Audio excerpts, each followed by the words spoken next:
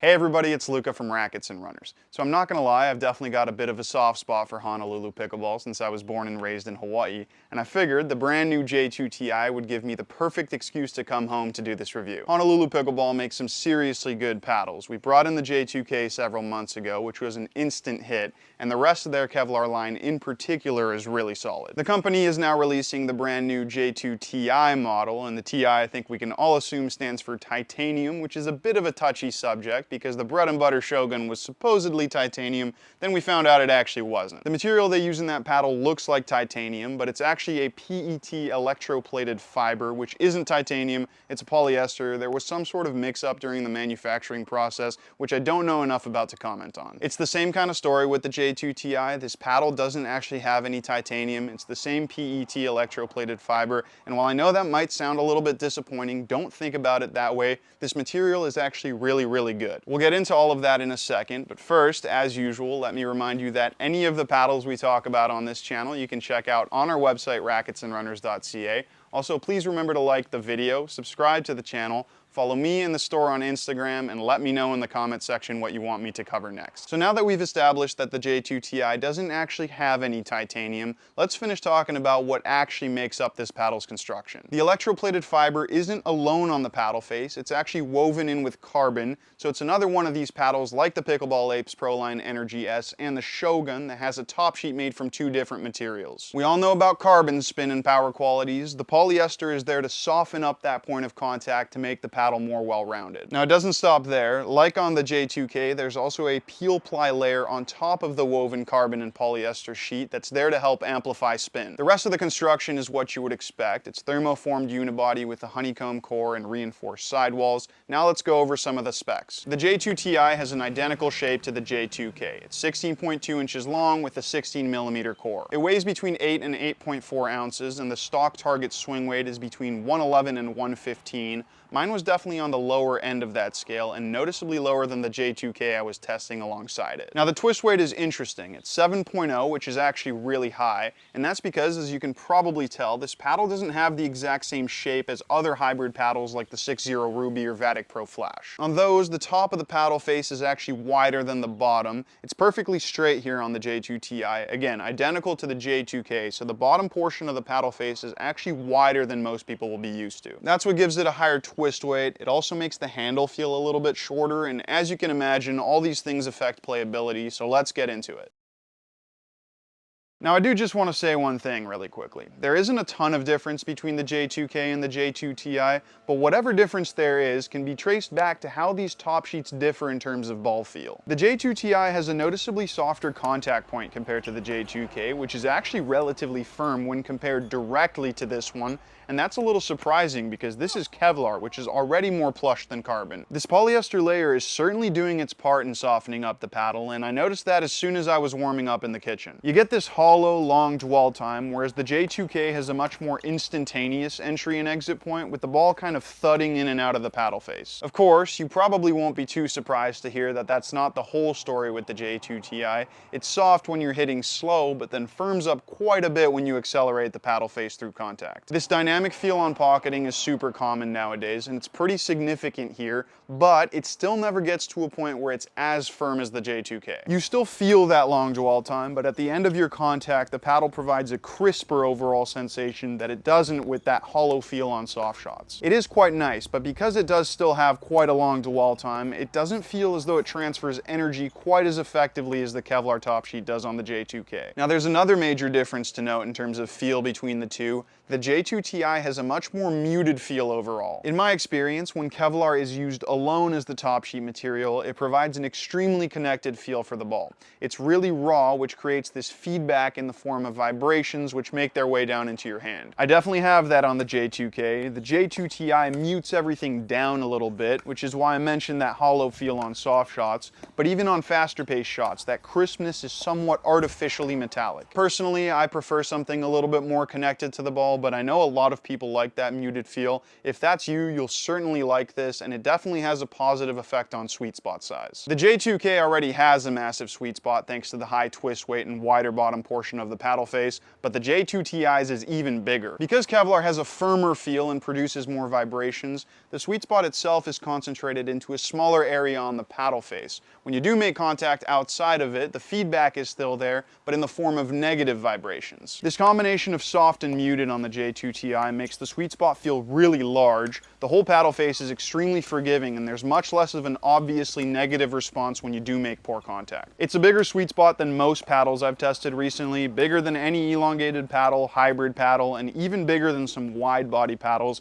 at least the ones with a 5.5-inch handle. Now, of course, because part of this large sweet spot comes down to this J2 shape and its higher twist weight, you do make a small sacrifice in maneuverability to get it. A higher twist weight means that the paddle is a little bit slower to rotate on the X-axis, and this rotation is extremely important when you're brushing up on the ball to create spin. This is part of the reason I like longer, thinner paddles. You do have to work a little bit harder to generate that top spin motion on the J2Ti. With that said, this is still 16.2 inches, so it's shorter than any elongated paddle, which means that while it may not be as maneuverable width-wise, it's much quicker to react with lengthwise. This is part of the reason why players like this hybrid design so much. You still get great leverage for power and spin, but paddle quickness is cranked way up, and that's definitely the case here, even if it is a little less aero than those tapered hybrid paddles.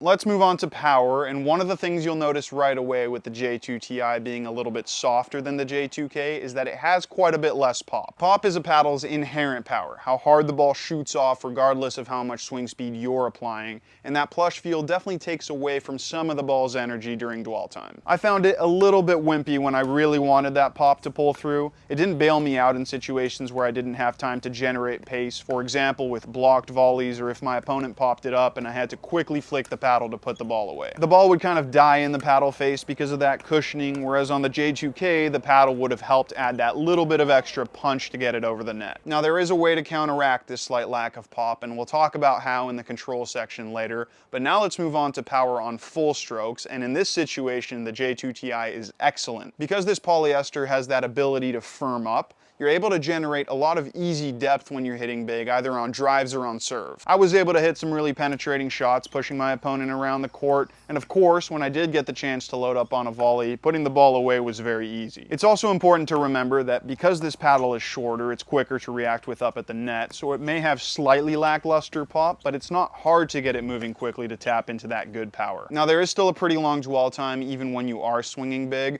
and while that crisper exit point does help add power, there is still a small element of stickiness that takes away from it. I'm going to put the J2Ti at the lower end of adaptive paddles in terms of power and pop, but what it lacks in power, it makes up for in control, and remember, compared to true control paddles, this has way more power.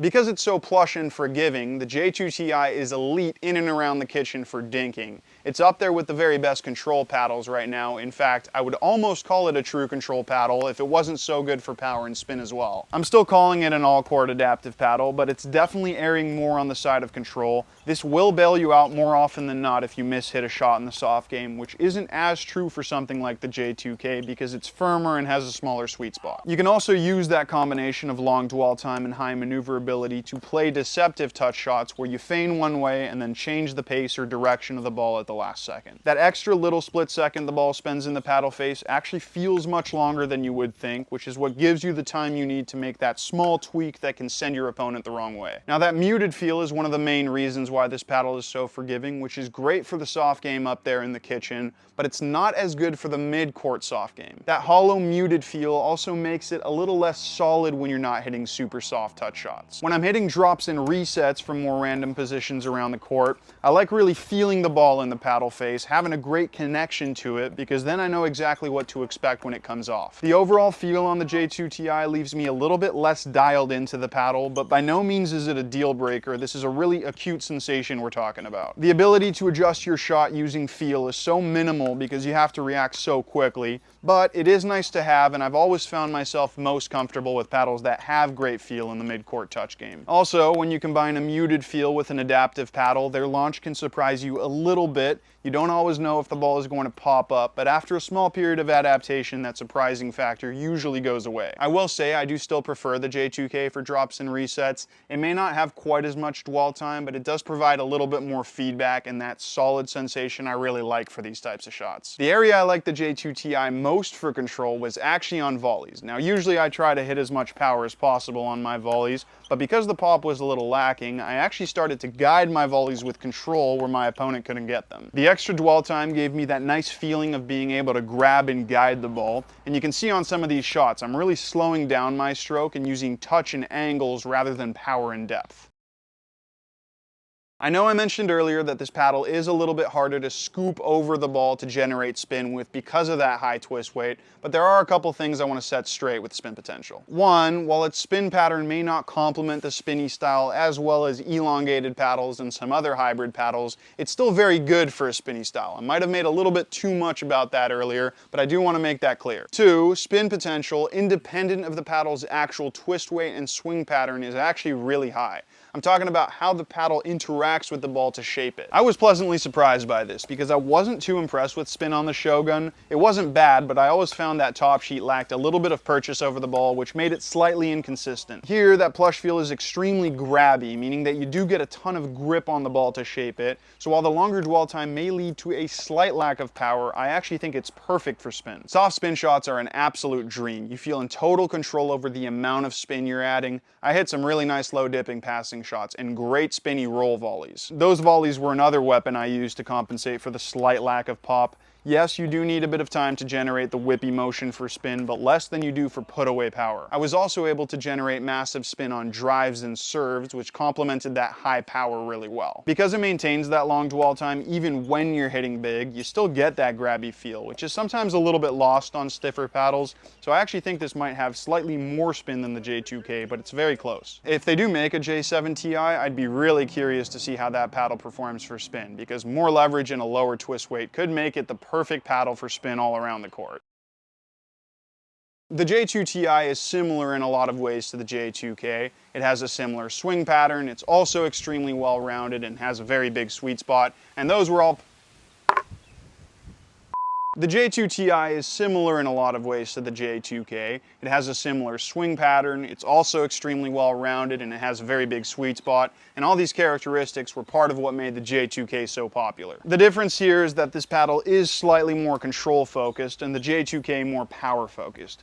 If you do prioritize control and forgivingness, but don't want to be left behind when things start moving quicker, this is one of the best paddles right now. I do think the J2K is maybe a little bit more well-rounded because it's still great in the touch game and noticeably better for power, especially for pop, but both of these are top tier all-court paddles right now. Any level of player can use the J2Ti. In fact, if you are an intermediate player who wants all-court playability but still needs some help in the soft game, this is one of those paddles I would highly recommend. I would only avoid it if you're used to elongated paddles, both in terms of their swing pattern and their high leverage for power and pop. You may find yourself wanting something extra here. Overall though, I had a really good time playtesting this paddle. It reminded me to play with methodical control and made that part of the game super easy, so I definitely played pretty well with it. With that said, that is going to be the end of this review. Thank you so much for watching. Hopefully you enjoyed the new setting. We are going to be back in Vancouver for the next one. And also remember that if you do want to demo the J2Ti or any of the paddles we talk about on this channel, you can come visit us in store, or if you want to buy them, you can go online at racketsandrunners.ca.